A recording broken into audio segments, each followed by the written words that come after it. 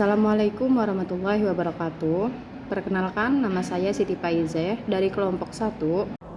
Perkenalkan, nama saya Salsabella Ainurrahim dengan NPM 230801010105. Perkenalkan, nama saya Ramadan 2308010210 reguler pagi Banjarmasin. Perkenalkan, nama saya Mahpurnisa. Halo, aku JH, nama lengkap aku Al Aziza Oknanti Santosa. NPM aku 23080148. Aku dari kelas A reguler pagi Banjarmasin. Halo, perkenalkan nama saya Raudah, NPM saya 2308010082, kelas 5A reguler pagi Banjarmasin. Di sini saya ingin menjelaskan tentang mekanisme penagihan pajak di Indonesia. Sebelum masuk ke mekanismenya, saya ingin menjelaskan mengenai apa sih itu pajak. Jadi, pajak merupakan sumber utama penerimaan negara yang digunakan untuk membiayai penyelenggaraan pemerintahan, pembangunan nasional, dan pelayanan publik. Dalam sistem ketatanegaraan Indonesia, pajak memiliki kedudukan strategis sebagai instrumen fiskal yang bersifat memaksa dan diatur berdasarkan undang-undang. Oleh karena itu, keberhasilan pemungutan pajak sangat bergantung pada tingkat kepatuhan wajib pajak. Namun, dalam praktik, tidak seluruh wajib pajak melaksanakan kewajiban perpajakannya secara sukarela dan tepat waktu. Kondisi ini menimbulkan utang pajak yang apabila tidak segera dilunasi akan berimplikasi langsung terhadap penerimaan negara. Untuk menjamin kepastian hukum dan efektivitas penerimaan pajak, negara melalui Direktorat Jenderal Pajak diberikan kewenangan untuk melakukan penagihan pajak. Penagihan pajak tidak hanya bersifat administratif, tetapi juga dapat menggunakan instrumen hukum publik yang bersifat koersif, seperti surat kuasa, penyitaan, lelang, hingga penyanderaan. Oleh sebab itu, mekanisme penagihan pajak menjadi bagian penting dalam sistem hukum perpajakan Indonesia yang harus dilaksanakan secara berjenjang, proporsional, dan berdasarkan asas negara hukum. Mekanisme penagihan pajak di Indonesia ada yang pertama, penagihan pajak pasif. Penagihan pajak pasif merupakan tahap awal dalam proses penagihan pajak yang dilakukan oleh otoritas pajak tanpa menggunakan instrumen pemaksaan. Pada tahap ini, negara masih melakukan sistem yaitu yang memberikan kepercayaan kepada wajib pajak untuk melaksanakan kewajiban perpajakannya secara sukarela. Penagihan pasif juga dilakukan melalui penerbitan berbagai surat ketetapan atau surat tagihan pajak yang menimbulkan utang pajak. Antara lain ada surat tagihan pajak atau disebut STP yang diterbitkan untuk menagih pajak yang kurang dibayar akibat kesalahan administratif, seperti keterlambatan penyampaian SPT atau kekeliruan penghitungan pajak. STP juga memuat sanksi administrasi berupa denda atau bayar bunga. Kemudian juga ada surat ketetapan pajak kurang bayar atau SKPKB. Ini diterbitkan apabila berdasarkan hasil pemeriksaan ditemukan bahwa jumlah pajak yang terutang lebih besar daripada yang telah dibayar. Lanjutkan dari materi yang telah dijelaskan tadi. 2. Surat teguran sebagai awal penagihan aktif. Penagihan pajak aktif dimulai ketika wajib pajak gagal melunasi hutang pajaknya hingga batas waktu yang ditentukan dalam tahap penagihan pasif, seperti surat perintah pembayaran atau surat teguran pertama. Pada tahap ini, Direktorat Jenderal Pajak sebagai fiskup peralihan dari pendekatan persuasif seperti pengiriman surat pemberitahuan lunak menuju pendekatan koersif yang lebih tegas. Surat teguran ini menjadi instrumen pemuka yang krusial yang diterbitkan tepat 7 hari setelah jatuh tempo pembayaran sebagaimana diatur dalam pasal 22 ayat 1 nomor 28 tahun 2007 sebagaimana diubah terakhir dengan Undang-Undang nomor 7 tahun 2021. Fungsi utama dari surat teguran ini berikut. Yang pertama adalah memberikan peringatan resmi kepada wajib pajak. Surat ini berisikan identitas wajib pajak, jumlah utang pajak pokok, beserta sanksi administrasi, bunga dan kenaikan, serta tenggang waktu baru untuk pembayaran. Biasanya 21 hari sejak penerbitan. Yang kedua adalah penegaskan status jatuh tempo utang pajak. Ini menekankan bahwa utang pajak bukan sekedar kewajiban moral, melainkan tuntutan hukum negara yang wajib dipenuhi untuk mendukung keuangan publik. Dan ketiga adalah menjadi dasar hukum bagi tindakan penagihan pemaksaan selanjutnya. Surat teguran mencatat secara administratif bahwa wajib pajak telah diperingati secara formal sehingga membuka jalan bagi surat paksa jika dibiarkan. Secara prosedural, surat teguran dikirim melalui pos tercatat atau diserahkan kepada oleh juru sita pajak dengan bukti penerimaan yang dicatat dalam sistem DJP. Meskipun bersifat administratif dan tidak langsung memaksakan eksekusi aset, surat ini memiliki implikasi serius. Wajib pajak yang mengabaikan berisiko dikenakan sanksi tahapan berupa bunga 20% per bulan dan pemblokiran rekening bank. Contohnya, bayangkan PTX memiliki utang PPh badan 500 juta yang jatuh tempo 31 Maret 2026. Jika tidak dibayar hingga 27 April 2026, DJP menerbitkan surat teguran, wajib pajak diberikan kesempatan 21 lagi untuk bayar.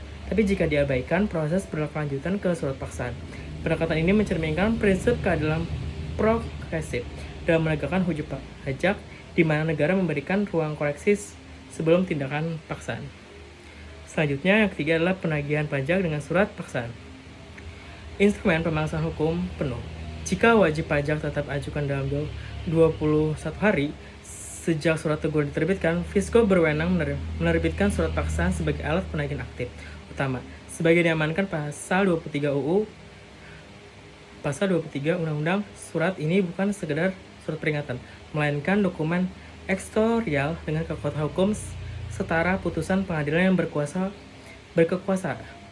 Ini akan melanjutkan materi selanjutnya tentang pencegahan ke luar negeri. Nah, sebagai langkah tambahan, Fiskus dapat mengajukan pencegahan ke luar negeri kepada wajib pajak yang memiliki utang pajak signifikan dan diragukan itikat baiknya.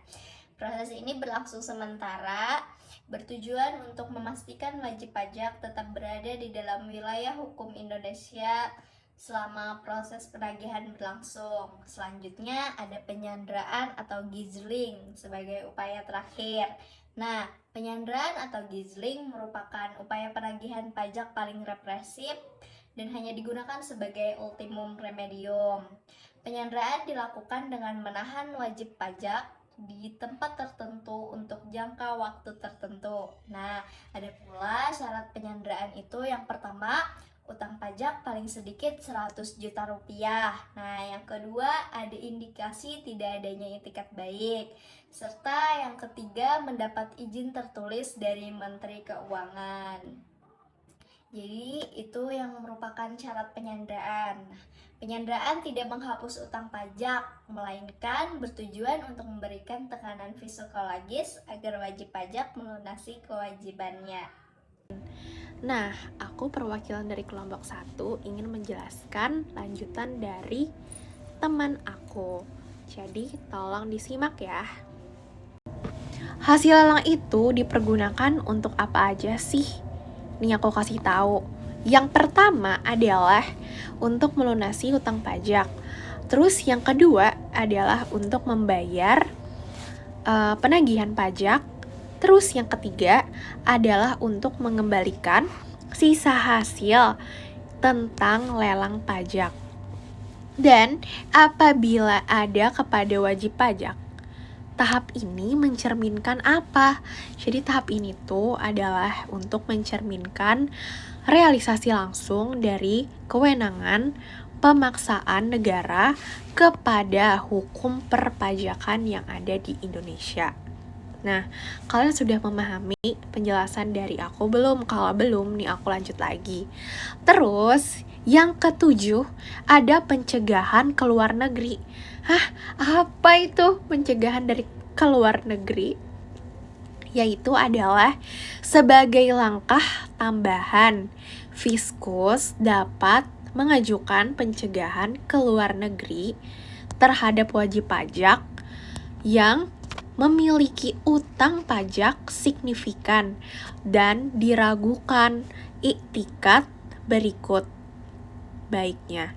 Pencegahan ini bersifat sementara dan bertujuan untuk memastikan wajib pajak tetap berada di dalam wilayah hukum di Indonesia. selama proses penagihan berlangsung. Yang kedelapan, ada penyandaraan atau disebut juga dengan gizeling. Sebagai apa itu? Itu adalah sebagai upaya terakhir. Penyandaraan ini atau gizeling merupakan upaya penagihan pajak yang paling represif dan hanya digunakan untuk apa? Untuk ultimum remedium. Penyandaraan ini dilakukan dengan menahan wajib pajak di tempat tertentu. Untuk apa? Untuk dengan jangka waktu yang tertentu. Di sini saya akan melanjutkan materi yang sebelumnya disampaikan oleh teman saya. Di sini saya akan menjelaskan materi tentang syarat penyanderaan pajak. Syarat penyanderaan pajak yaitu 1. Utang pajak paling sedikit 100 juta rupiah. 2. Ada indikasi tidak adanya itikat baik. 3. Mendapat izin tertulis dari Menteri Keuangan. Penyanderaan tidak menghapus utang pajak, melainkan bertujuan untuk memberikan tekanan psikologis agar wajib pajak melunasi kewajibannya. Jangka waktu penyanderaan tidak dilakukan selamanya, melainkan memiliki batas waktu yang diatur ketat. Masa awal paling lama 6 bulan terhitung sejak wajib pajak dimasukkan ke tempat penyanderaan. Perpanjangan dapat diperpanjang untuk paling lama 6 bulan lagi jika utang pajak belum dilunasi, total maksimal 12 bulan. Adapun tempat penyanderaan tidak dilakukan di penjara umum bersama narapidana kriminal biasa, melainkan di rumah tahanan negara atau rutan yang memiliki ruangan khusus terpisah dari tahanan lain. Tempat tersebut layak huni, memiliki pencahayaan memadai, dan fasilitas kesehatan yang standar. Penyanderaan tetap bisa dilakukan terhadap pengurus badan seperti direktur jika wajib pajaknya adalah sebuah perusahaan atau badan, asalkan memenuhi kriteria utang minimal 100 juta rupiah tersebut. Cukup sekian penjelasan dari saya mengenai syarat penyanderaan pajak. Terima kasih telah menonton. Kami tutup akhir video ini dengan salam karena kami membukanya dengan salam. Assalamualaikum warahmatullahi wabarakatuh.